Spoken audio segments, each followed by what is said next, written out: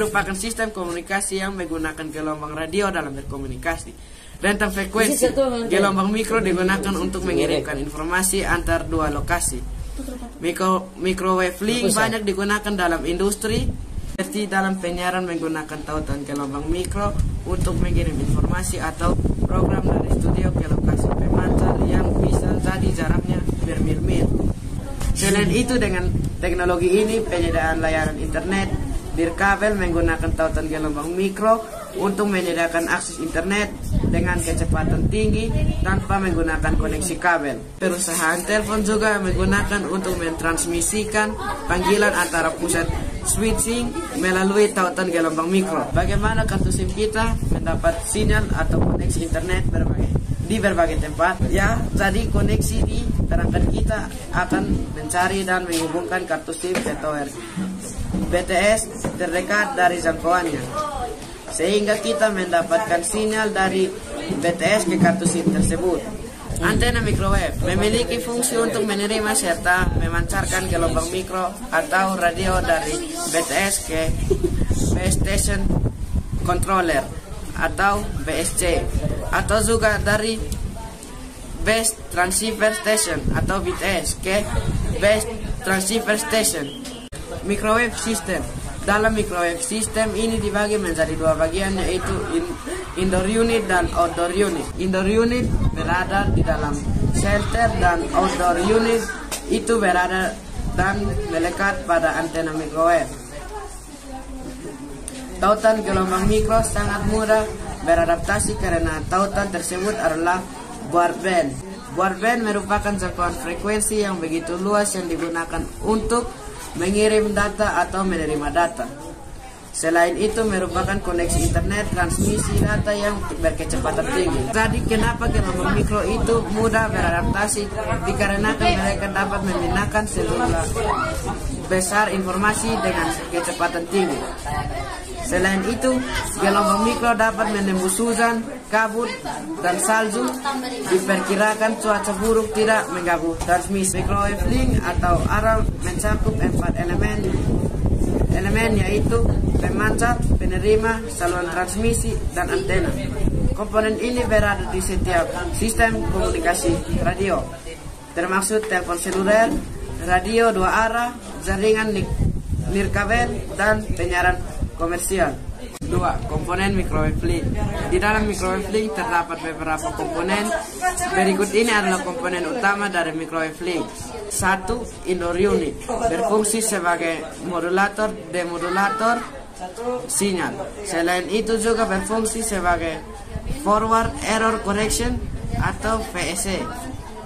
Indoor unit biasanya diletakkan dalam gedung. Outdoor unit berfungsi untuk melakukan konversi sinyal digital termodulasi yang mempunyai frekuensi dari rendah ke frekuensi tinggi.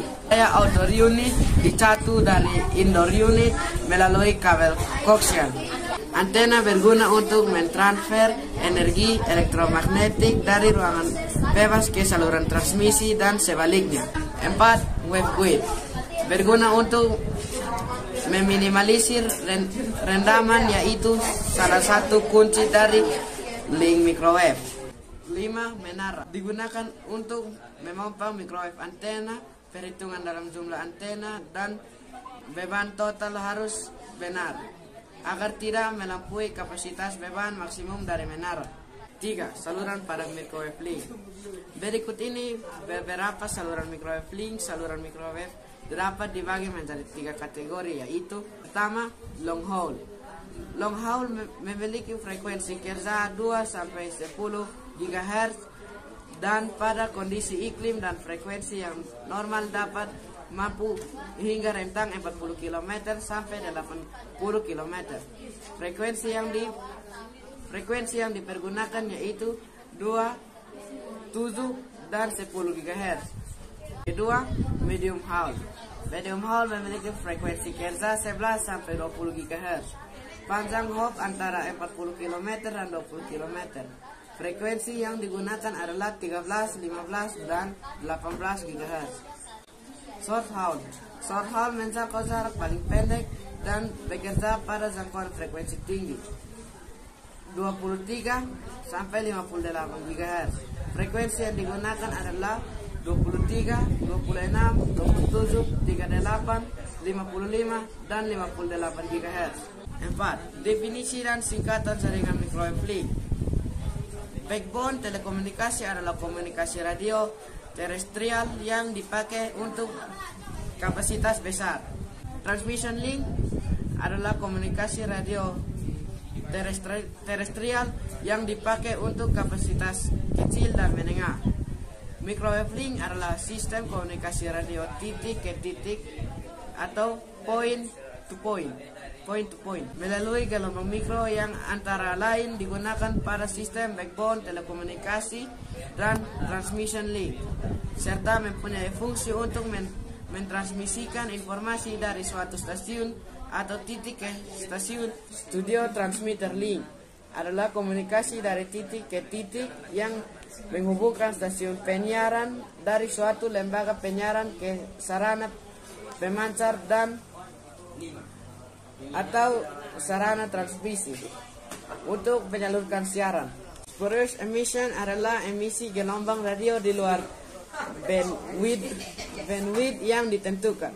Antena merupakan sub perangkat radio yang berfungsi untuk memancarkan atau menerima suatu sinyal frekuensi radio. ATM atau Asynchronous Transfer Mode, BER atau Bit Error Rate, CBR atau Constant Bit Rate, CS atau Channel Separation, dB atau Decibel, dBm atau Decibel Milli, EWS atau Engineering Workstation, GE atau Gigabyte Ethernet, GUI atau Graphical User Interface, HBD3 High Density Bipolar Tree, IDU atau Indoor Unit, IP atau Internet Protocol, ODU atau Outdoor Unit, PDH atau Plesiocronus Digital Hierarchy, PSK atau Passive Keying, QAM atau Quadrature Amplitude Modulation, QPSK atau Quadrature Passive Keying, RIC atau Radio Interface Separation, RSL atau Receive Input Signal Level, SDH atau Synchronous Digital Hierarchy, STM atau Synchronous Transport Module, TDM atau Time Division Module Plexing, UBR atau Unspecified